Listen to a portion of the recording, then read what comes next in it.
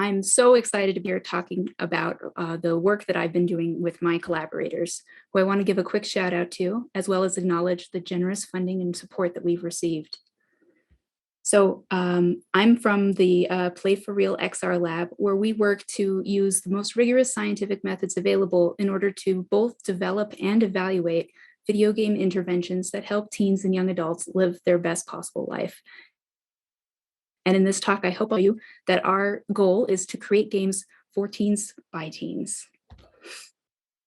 So our game is a multiplayer dating game to empower Black teen girls around their sexual health. So let me give you some background as to why we started this project. Unfortunately, 1 in 32 Black women will receive an HIV diagnosis within her lifespan. And oftentimes, they are diagnosed late in the disease process, which might indicate that they were actually infected as teens. Black teen girls between the ages of 14 and 19 are diagnosed with an STI at twice the rate of white girls. And it is known that if you have an STI, you have a 5 times increase in the risk for future HIV acquisition. So with this in mind, we thought that we could develop an early intervention that would be specifically tailored for Black teen girls in order to hopefully reduce their risk of HIV and STI infection. So how can we make a game that would have this goal? So first of all, we're really hoping that our game can help players engage in these preliminary behaviors, such as purchasing condoms, identifying places for HIV and STI testing, or maybe even discussing testing with their partners. If players who do complete our game end up increasing condoms and increasing purchasing of condoms and increasing their own self-testing for HIV and STIs, maybe they get tested for the first time, or maybe they encourage a partner to go get tested with them, then we'll be meeting some of these behavior change targets for our game intervention. Hopefully, we will meet this intervention goal of reducing HIV and STI infection in Black teen girls who play our game. So how on earth are we going to create a game like this? Well, as we do in my lab, we turned to our experts, and that is Black teen girls. We posted advertisements like this one across Facebook and Instagram and ended up recruiting 27 Black teen girls between the ages of 14 and 18 to meet with us in small groups over Zoom to discuss life as a Black teen girl in general, life during the pandemic, and in particular, sex and dating and condom use. So over the course of these focus groups, we had 5 themes that emerged that became really important guiding principles for how we developed our video game intervention. The first is that social media has a really important role to play in the dating lives of teens in general and Black teens in particular. And this wasn't a surprise to us, but what we did think was really surprising and fascinating was the degree to which the participants in our focus group were using social media in order to vet potential romantic partners. And so they told us lots of stories about how they would find somebody on Twitter if they wanted to learn more about the person's political leanings, or they'd find them on Facebook if they wanted to see what the person's family life was like, because Facebook was the place to see where they had been tagged in photos by their mom. And so here's the quote related to this theme that emerged.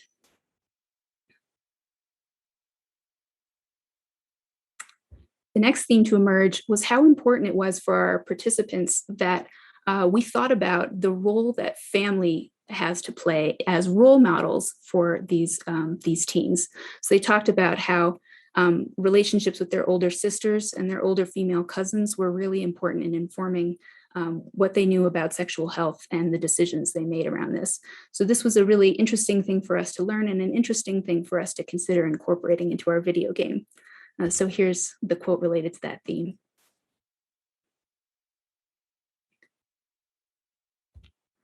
The next theme to emerge was how important it was that our participants in these focus groups had friends that were involved in their dating lives and were there to look out for them and make sure that they were making good decisions and being responsible.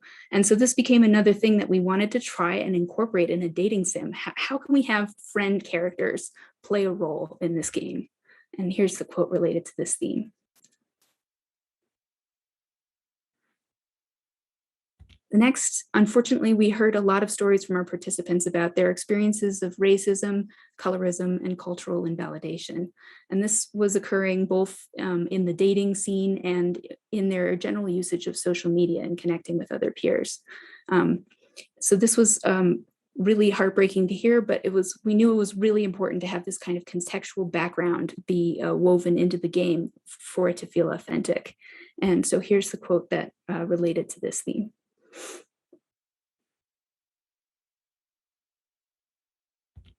Lastly, when we told the participants what our project was all about, that we were making a dating game for Black teen girls about sexual health behaviors, they gave us a lot of advice about what we should and shouldn't be doing.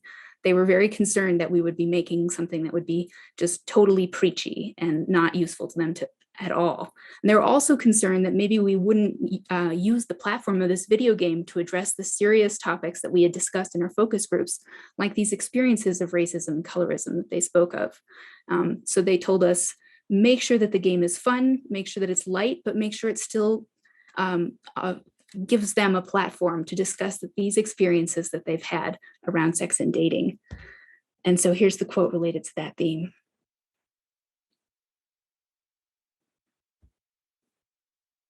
So given these themes that we uncovered through our focus group background research, the elements we decided to include in the game are as follows. First, we decided that the game should really encourage high quality partner selection. And we wanted this feature in the game because we wanted to reflect on this talent that we heard from our focus group participants, the thing that they're already doing so well, which is vetting and evaluating potential romantic partners before engaging with them. So we created a feature of the game where the players have to assess potential partner traits and weigh their risks and benefits in terms of sexual health. And since traits of potential dating partners became such an important feature in our video game, we asked the participants to provide us with the traits that we should be using for our game characters. And so these are, this word cloud represents all the traits that our focus group participants said are things that they look for in a potential partner. And these are what they are sleuthing around to social media trying to uncover, determine whether a potential partner hates. On the flip side, the traits really don't want to see in a potential partner. And if their social media sleuthing uncovers anything like this, it's a huge red flag and they're going to call it off. The next element that we wanted to include is, of course, we want our players to gain a lot of knowledge related to the behaviors that can either increase or decrease their risk for acquiring HIV and other STIs. And one natural way to do this is through a video game mechanic like trivia, where you're answering questions and receiving points. But another thing that we incorporated in our game was having players receive points and rewards for engaging in behaviors such as speaking to doctors about testing or actually using a condom. And so that was a really important element of our game.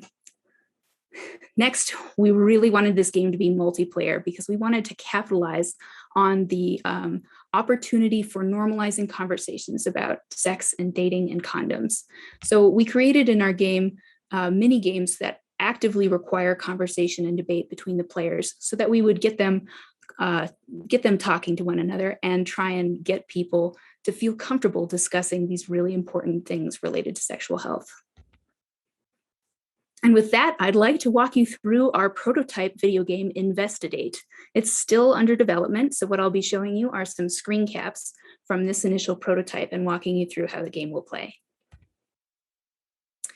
So Investigate is played on a shared screen like this one, and all the players are using their own personal cell phones in order to input their game actions. This is similar to some other famous party games, and we wanted to do it this way because we were making the game during the COVID-19 pandemic, and we thought it would be great if we could make a game that would be fun to play in person, but also still playable through a platform like Zoom if there continue to be in-person restrictions. Also, we have this character, Chelsea, who's the MC, and she introduces herself as the player's older cousin, and she's there as a role model for the players by delivering tutorials and offering assistance throughout the game. The game starts like this, and all the players' icons are going down the side of the screen with the dateable characters moving across the center of the screen. At the start of the game, the only thing you know about the dateable characters is their name and their short bio. But as the game progresses, you unlock more and more traits about them. The first thing that you do in the game is pick some goals. And these goals are important because the object of the game is to be the first person to reach 300 points. So completing goals is a great way to get a big pile of points. Also, players must choose 2 of these dateable characters to follow on social media, and that's who they'll be interacting with throughout the game. As the game progresses, the player's relationship with the dateable characters increases, and you can see the little colored bar wrapping around the player icon. The color corresponds to the background color of the dateable character, and that represents how close the player has gotten. Getting closer with a dateable character gives you more opportunities to interact with them, and you can even engage in some behaviors that give you more points, like having sex. But of course, you have to be safe and use a condom, which also gets you closer to that point goal. As the players progress, they're unlocking these traits of these characters and evaluating how that affects the dateable character's dateableness. So let's take a closer look at this action, investigate a guy. Our player Luna decides to investigate a guy, and she investigates Brian. She learns that he refuses to get tested for STIs. So the next thing that happens is that all the players must vote on their phone how safe or risky they think this trait makes this character. The screen after this displays the outcome, giving the players a chance to discuss how they voted and why.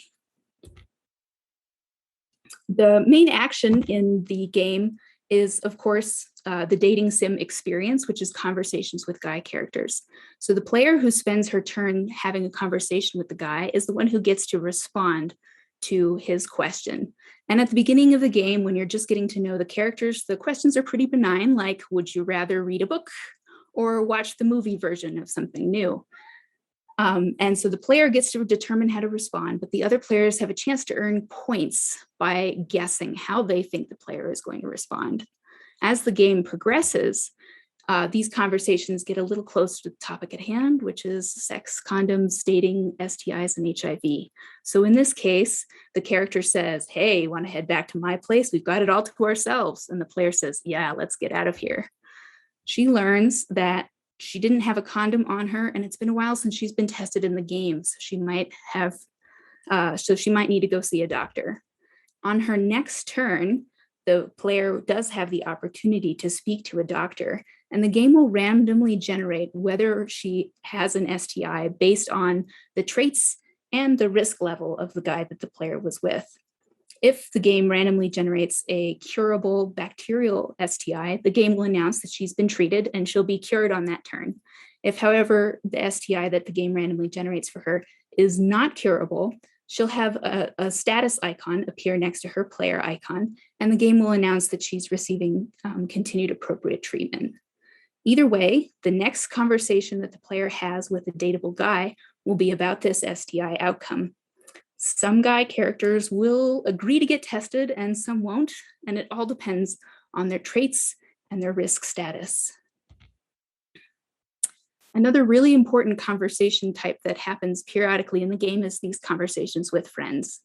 And we use these conversations to give a platform to the experiences of our focus group participants about Eurocentric beauty standards, stereotyping, and intimate partner violence, all the things we spoke with our participants that might not otherwise have a place in a dating sim, let alone a sexual health video game intervention. So in this case, our friend Aaliyah says, I yelled at a guy for littering in the park and my boyfriend said I was being too loud and aggressive. So all the players get to vote how to respond to this friend. And in this case, they say, oh, really? The angry Black woman stereotype. Naturally, we've also have this trivia mini game in our game, and this is a great way for players to rapid fire respond to questions and earn a bunch of points. One thing that's really cool about the trivia game is we have it linked to other conversations that occur in the game, so you only ever see trivia questions related to content that you've already learned about from other characters and other aspects of the game. We also have this presentation mini game, which I alluded to earlier. In this mini game, two players who are at the dating level or higher in their relationship with a guy have to go head to head in a 15-second presentation where they present the evidence for why their boyfriend is the best. So this is a really interesting opportunity for the girls to speak to one another about why it might be a good idea to date this guy, Tom, who has the great trait that he admires his older sister, but the really questionable trait that he won't stop asking for nudes on Snapchat. So this has to be weighed with his sexual health risk meter there, which is right on the neutral. Why might Tom be a better boyfriend than any of the others that are available for dating? At the very end of the game, which occurs when one player reaches 300 or more points, the game randomly generates one of these cute little senior superlative type Mad Lib experiences where the player's name and the guys that she was dating appear in this text. And this is a nice way to give a little epilogue to the players so they can imagine what the outcome was.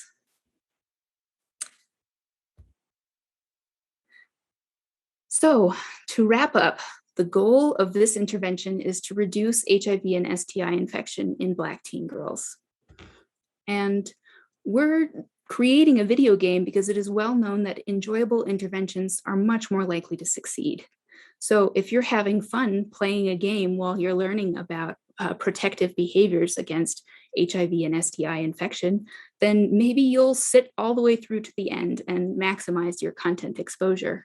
Also, if we've done our job right as game designers, hopefully you'll have a great time playing. So much fun, in fact, that you'll gather a bunch of other friends to play it with and do it a second time. Next, we want this game to be multiplayer. It's well known that teens are learning the majority of what they know about sex and sexual health from their peers.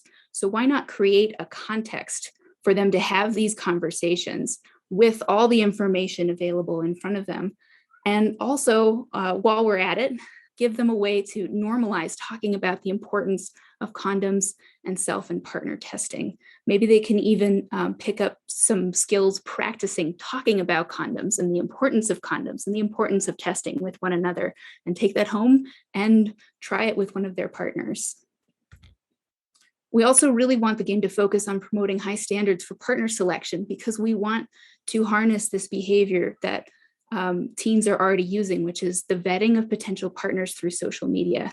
We hope that we can teach them how they can use this skill that they already have to think more deeply about things that might have an effect on their sexual health and their general well-being. And I'm really happy to announce that we're going to be evaluating the efficacy of this game in a pilot randomized control trial with 80 Black teen girls starting this fall. So I really hope you'll reach out. My contact is below, and stay tuned for updates about this project. And with that, I'm going to be moving into the Spark Q&A room. So I hope we can continue the conversation there. Thank you so much.